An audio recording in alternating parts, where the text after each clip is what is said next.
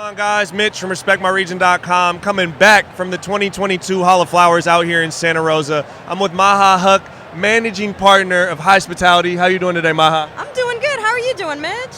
I am living. I'm enjoying the time here. The weather's a little bit too hot for a Seattle guy, but you know what I mean? We getting it done, man. So could you give me Hospitality? You're a consultant. You've worked with a lot of different organizations in this space. Who are some of your current clients, and what are some of the projects you're working on? So today I'm repping Stateside Holdings Co. We got Urban Leaf and Harborside dispensaries. We got Fuzzies pre-rolls. We got Smokies edibles, Kingpen, Loudpack. But primarily I'm on the retail and lounge side. So it's good to be on the retail side at Hall of Flowers, isn't it?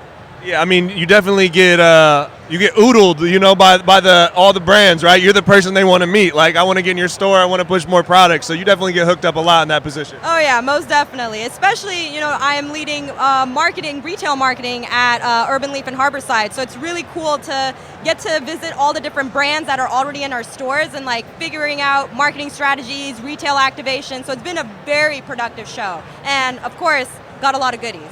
So I'm set, man. It's been awesome.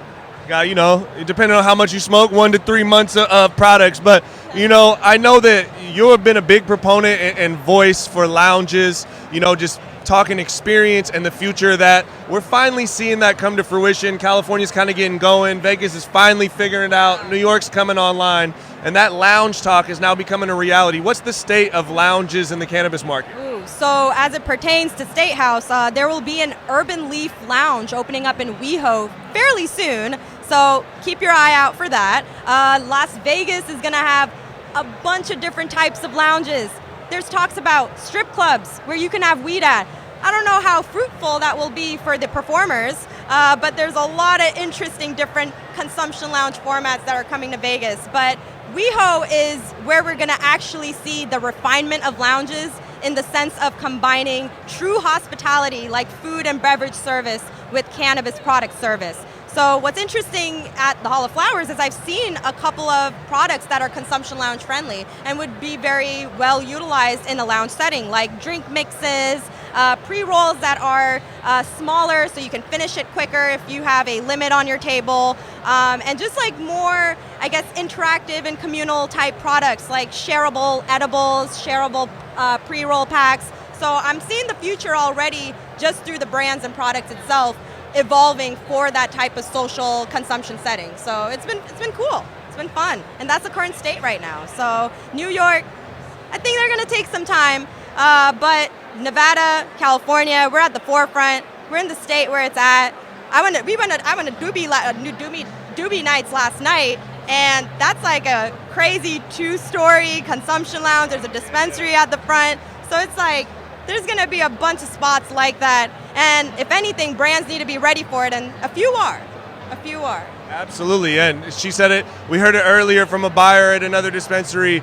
Brands can start curating products for the lounge experience, and experience is important. And so when it comes to being in the lounge, what's your take on ways to engage with the consumer through like experience? Is it just unique products, or is there specific products that kind of mold the experience that people are looking for in lounges? So a lot of the beverage brands, they like to have a bar set up.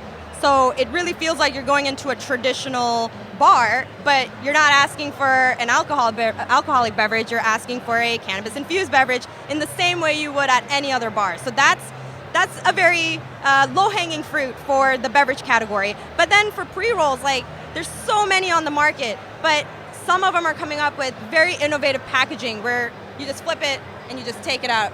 And it just looks really cool, it's experiential, it's interactive. And then you also have device rentals. So I'm seeing a lot of devices around here too. And there's a few popular devices that are kind of competing with each other head on head. So Puffco has a very new competitor, the Carta, and I'm seeing Cartas everywhere. And honestly, there's always room for more devices at lounges, but I think that's where you're going to actually get the experiential aspect of it with whatever product you're going to be using with it. So it's like not just the product itself, it's the apparatus that you are using it in combination, and it's also the service. So there's so many aspects to it. It's what you're consuming, how you're consuming it, and the person that's serving you, and the entire area that you are consuming at.